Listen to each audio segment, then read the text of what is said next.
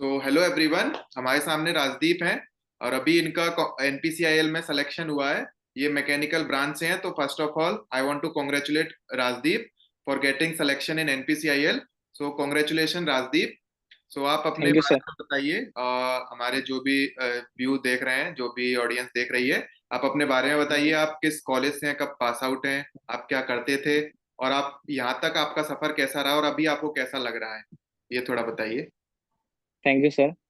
Sir मैं गुवाहाटी असम से हूँ। मेरा कॉलेज अरुणाचल प्रदेश में है, जिसका नाम नेरिस्ट है, north eastern regional institute of science and technology. मैं इसी साल पास आउट हुआ हूँ 2024 में। मेरी ब्रांच मैकेनिकल है और इस बार मेरी गेट की रैंक है 576 मैकेनिकल में। तो यहाँ तक का सफ़र तो बहुत अच्छा रहा है सर। मैंने कई जगह ट्राई किया था, मेरा बहुत जगह नहीं भी हुआ था कॉलेज प्लेसमेंट्स में। तो मैं थोड़ा डाउन भी था, लेकिन इस बार इंटरव्यू अच्छा गया तो अभी अच्छा लग रहा है, सिलेक्शन हो गया। हम्म। तो अभी आपका एनपीसीआईएल में सिलेक्शन हो गया तो घर वाले तो सब खुश होंगे। हाँ सर, खुश है सर। तो अभी आपने ज्वाइन करने का सोचा है या फिर क्या सोचा है? सर मैं तो सोच रहा हूँ कि अभी ज्वाइन कर लूंगा, क्योंकि मैंने देखा है कि मुझसे भी बहुत अच्छे रैंक वालों को भी ये जॉब नहीं मिला है। तो मैं सोचता हूँ कि ये अपॉर्चुनिटी मिस नहीं करनी चाहिए, क्योंकि ये करेक्ट। सेंट्रल गवर्नमेंट जॉब है और ये बहुत प्रेस्टिजियस जॉब भी है। करेक्ट डिसीजन है। तो इसमें मैं क्या, हमारी पूरी टीम ही आपके साथ है। और बताइए कि आपका एनपीसीआईएल का, चलिए चलते हैं एनपीसीआईएल का इंटरव्यू। आपका एनपीसीआईएल का इंटरव्यू कब था, थोड़ा सर बताएंगे? मैं एनपीसीएल का इंटरव्यू था मेरा 13 जून को। ओके। 30 जून को था और जुलाई में आपके पास ऑफर लेटर आ गया है यार, देखो एक महीने में हाँ। है। हाँ और ये सर। बताइए कि आप जब एनपीसीआईएल इंटरव्यू में गए थे तो आपको कैसा लग रहा था? लाइक होपलेस थे क्योंकि आप पहला ही साइंटिस्ट पोस्ट का इंटरव्यू दे रहे होंगे, और आपको ऐसा सर तो नहीं सर, मैंने बाग का भी दिया था। हाँ। हाँ। तो बार्क बार्क और एनपीसीआई मतलब मोस्टली सेम ही होता है, तो आपको कैसा लग रहा था वहां पे जाके? सर एक तो मैंने एनपीसीएल से मैं पहले मैंने बहुत सारे इंटरव्यूज दिए थे, तो मैं थोड़ा कॉन्फिडेंट ही था। मैंने बस इंटरव्यू के एक दिन पहले मेरे नोट्स देख लिए थे। और वहाँ इंटरव्यू से पहले मैंने बहुत सारे दोस्त भी बनाए थे, तो थोड़ा माहौल थोड़ा चिल्ली था, इतना टेंशन वाला माहौल नहीं था। और ये इंटरव्यू के पहले थोड़ा डर लग रहा था, बट इंटरव्यू में जाने के बाद वो लोग बहुत कंफर्ट कर देते, तो ठीक हो गया था। तो आपका इंटरव्यू कितने टाइम चला था? जैसे बहुत लोगों का क्वेश्चन होता है कि सर ये बताइए कि एनपीसीआईएल का इंटरव्यू कितने टाइम चलता है, 1.5 घंटे चलता है कि बार्क की तरह, या फिर कितने, 40 मिनट चलता है, 5-10 मिनट चलता है, कितना टाइम चला था आपका इंटरव्यू? सर मेरा तो 35 मिनट्स चला था। 35। और आपके जो पैनल में थे और मेंबर्स, उनका कितने टाइम चल रहा था इंटरव्यू? उनका भी अराउंड 30 to 40 मिनट्स ही चल रहा था, किसी किसी का 50 मिनट्स जा रहा था। तो मैक्सिमम लोग का थर्टी या फिर 50? 50 50 50। 50, ओके ओके। तो हाँ हाँ। ओके, तो मैक्सिमम लोगों का 30 to 40 मिनट्स ही था। ठीक है। तो इसमें आप मुझे बताइए कि उन्होंने जो इंटरव्यूअर थे कितने पैनल मेंबर्स थे, और लाइक आपसे डीप टॉक किया उन्होंने जैसे बार्क में पूछते हैं, या फिर आपसे पीएसयू में जैसे पूछा जाता है वैसे पूछा क्वेश्चंस? सर मेरे पैनल में 8 लोग थे। और सर वो लोग ज्यादा डीप नहीं जा रहे थे। वो लोग पीएसयू में जैसा क्वेश्चन पूछते हैं वैसे पूछ रहे थे। अच्छा, और बार्क में कैसे पूछ रहे थे क्वेश्चंस? बार्क में तो सर दे मतलब वो लोग डीप जाते हैं। उन्होंने बार्क में उन्होंने मुझे डायग्राम दे दिया था। उन्होंने मुझे बोला था कि इसको ब्लैक बोर्ड में बनाओ, और फिर मैं अगर आंसर देते जाऊं तो वो उसी डायग्राम के ऊपर मतलब डीप जाते जा रहे थे। और एनपीसीएल तो में वो ऐसे नहीं था? ऐसा नहीं था। वो लोग मतलब ऐसा था कि वो लोग सब्जेक्ट ज्यादा कवर कर रहे थे, और बार्क में था कि एक ही सब्जेक्ट में वो लोग डीप जाते जा रहे थे। अच्छा। तो अभी आप, एनपीसीएल में मुझसे उन्होंने फेवरेट सब्जेक्ट्स भी नहीं पूछा था। ओके, वो बस जनरल पूछते जा रहे थे। मतलब एनपीसीएल में ऐसा कोई फेवरेट सब्जेक्ट आपसे पूछा नहीं गया था, जनरल जिनका मजा मुझसे आता है? और ये जो नहीं। क्वेश्चंस थे वो टेक्निकल बेस्ड ज्यादा क्वेश्चंस थे या फिर नॉन टेक बेस्ड थे, लाइक कॉन्सेप्चुअल बेस्ड थे, कैसे थे? कुछ कॉन्सेप्चुअल थे, ज्यादातर टेक्निकल थे। ओके। मैन्युफैक्चरिंग वाले जो थे वो जनरल क्वेश्चंस पूछे गए थे। एंड जो पंप्स वगैरह के पूछे गए थे वो थोड़े कॉन्सेप्चुअल पूछे गए थे। अच्छा, पंप्स वगैरह के तो मैकेनिकल में अगर कोई स्टूडेंट अगर प्रिपेयर करता है किसी भी इंटरव्यू के लिए तो हाँ पंप्स वगैरह तो पढ़ के जाना चाहिए अकॉर्डिंग टू हाँ, यू। पढ़ के जाने से हाँ। पंप्स और हुआ। मेरा सजेशन है कि अगर हम लोग मैकेनिकल का डिग्री ले रहे हैं तो हम लोग को सब कुछ आना चाहिए। वो करेक्ट। लोग इंजीनियरिंग ड्राइंग का भी पूछ सकते हैं, अच्छा। We can not deny. हाँ, ओके, तो आप मुझसे तो मैन्युफैक्चरिंग का भी पूछ लिया था।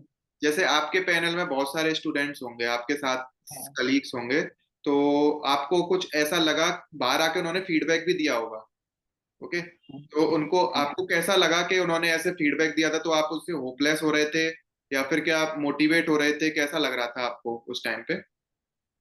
सबका फीडबैक अच्छा ही था। वो लोग बोल रहे थे कि मतलब बाकी लोग बोल रहे थे कि पैनल अच्छा है, काफी फ्रेंडली है। अगर कुछ नहीं भी आता है तो वो लोग हेल्प कर रहे थे। तो जैसे कि मैं बीच बीच में अटक रहा था तो वो हेल्प कर रहे थे, हिंट्स दे रहे थे ताकि मैं आंसर कर पाऊँ। ओके, तो आप जो एनपीसीआईएल में शॉर्टलिस्ट हुए थे, वो आप गेट के जी सर। थ्रू हुए हैं? गेट के थ्रू ही हुए होंगे।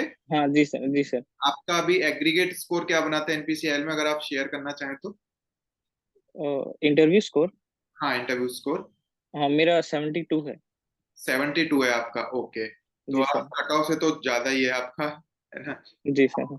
तो ये अभी एनपीसीएल में आप सेलेक्ट हो गए और एनपीसीएल कल पक्का मिला है आपको, राइट?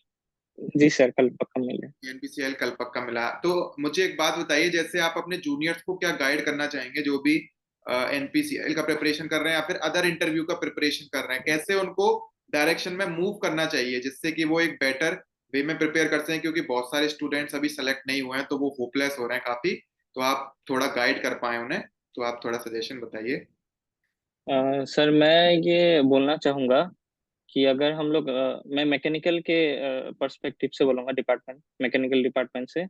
तो अगर हम लोग मैकेनिकल डिपार्टमेंट से इंटरव्यू दे रहे हैं तो पंप्स, कंप्रेसर, वाल्व्स, ये सब से वो लोग क्वेश्चन पूछते ही है, इंडस्ट्रियल ओरिएंटेड। एंड सर बाकी हीट एक्सचेंजर्स वगैरह, ये सब टॉपिक पे थोड़ा ज़्यादा एम्फेसिस देना चाहिए। ओके। और सर हम लोग को इंटरव्यू के पहले ऐसा नहीं कि हम लोग 3-4 सब्जेक्ट देख के जा रहे हैं। हम लोग को सारा नोट्स एक बार गो थ्रू कर लेना चाहिए इंटरव्यू के पहले, ताकि वो लोग हमसे कुछ भी पूछे तो हम लोग उसको टैकल कर सके। मतलब कुछ एटलीस्ट कुछ आसपास बोल सके, ऐसा नहीं कि पूरा परफेक्ट बोल पाए। उड़ा के जा रहे हैं, ऐसा नहीं हाँ चाहिए, हाँ राइट? हाँ, ऐसा नहीं होना चाहिए। ब्लैंक हो रहा है, जैसे कोई भी एक सब्जेक्ट है आपके मशीनरी हुआ, तो मशीनरी पढ़ के ही नहीं हाँ जा रहे हैं। हाँ हाँ हाँ, ऐसा नहीं करना चाहिए, एटलीस्ट थोड़ा थोड़ा आना चाहिए। जी, राइट, मतलब जैसे अगर 10 सब्जेक्ट्स हैं तो चार अगर फेवरेट सब्जेक्ट्स हैं तो बाकी के 6 भी थोड़े थोड़े हाँ सब्जेक्ट्स हाँ होने चाहिए कवर हाँ, अप। थोड़े थोड़े देख के जाने चाहिए। तो क्योंकि ऐसा नहीं कि वो लोग बिल्कुल नहीं पूछेंगे। तो मैं एक्चुअली ऐसा सोचा नहीं था, कि मैं सोचा था कि फ्लूइड मैकेनिक्स, हीट ट्रांसफर, यही सब पूछेंगे। लेकिन उन्होंने मुझसे मैन्युफैक्चरिंग वगैरह के भी सवाल पूछे थे। तो ओके, उसके लिए भी थोड़ा प्रिपेयर्ड रहना चाहिए। रहना चाहिए। नहीं, एनपीसीआईएल में तो ऐसे ही होता है, कुछ भी मतलब हाँ जितने भी आपके सब्जेक्ट्स हैं उनमें से कुछ भी पूछा जा सकता है एनपीसीआईएल में। हाँ हाँ हाँ, जी बार्क में सर। कुछ स्पेसिफिकली सब्जेक्ट्स होते हैं, उन्हीं में आपको डीप टॉक किया जाता है, अदरवाइज हाँ आपसे हाँ, एनपीसीआईएल में तो ऐसे प्रूव किया जाता है। तो आप ये बताइए, जी आपने मार्गदर्शन का जो कोर्स लिया था, कौन से कोर्स में एनरोल किया था और आपको उनसे हेल्प मिली थी? जी सर, मैं परमाणु बैच में था, मॉक इंटरव्यू बैच में। तो मैं क्या करता था, बेसिकली मैंने ये बार्क से शुरू किया था, बार्क इंटरव्यू के पहले से। तो जब ये परमाणु बैच में सिर्फ इंटरव्यूज होता है, मॉक इंटरव्यूज। तो मैं क्या करता था, अगर मेरा मॉक इंटरव्यू नहीं भी है फिर भी मैं जूम मीटिंग में बैठता था और दूसरों के इंटरव्यूज देखता था। फिर मैं नोट्स बनाता था कि लोग क्या गलती कर रहे हैं, इसको कैसे ठीक कर सकते हैं। तो ये करते करते मैंने काफी इम्प्रूव किया था। मतलब एक क्वेश्चन का आंसर कैसे देना चाहिए, वो मेरा काफी हद तक इम्प्रूव हो गया था। तो ग्रेट। ये परमाणु बैच से मुझे बहुत कुछ हेल्प मिला। दूसरों का मॉक इंटरव्यूज देके मैंने खुद भी मॉक इंटरव्यूज दिए। तो ऐसे करते करते मैंने काफी इम्प्रूव किया। हाँ, वहां पे तो मॉक इंटरव्यू कुलदीप सर लेते होंगे आपका। कुलदीप सर वो एक एनपीसीएल साइंटिस्ट जय है, वो सर भी लेते नहीं, होंगे। मेरा उस वक्त कुलदीप सर ने ज्वाइन नहीं किया था, मेरा जयेश सर और सुबोध सर ने लिया था। उन्होंने लिया होगा, सुबोध भी एक एक्स हाँ मार्क साइंटिस्ट रह चुका है, आपको पता होगा। जी सर, जी सर, ये जी सर। सबको मतलब एक्सपीरियंस्ड है, तो इसलिए एक्सपीरियंस बेसिस पे जो क्वेश्चंस पूछे जाते हैं, आपको भी एक्सपीरियंस हुआ होगा, तो बहुत अच्छा काम किया था आपने कि आप ज्वाइन होते थे और आराम से सुनते हाँ, थे, ताकि आपको एक जी सर, एक्सपीरियंस होगा कि वो क्या गलती कर रहे हैं, दूसरों की मिस्टेक से जो आप सीखेंगे, वो हो सकता है कि खुद की मिस्टेक से इतना ना सीख पाए।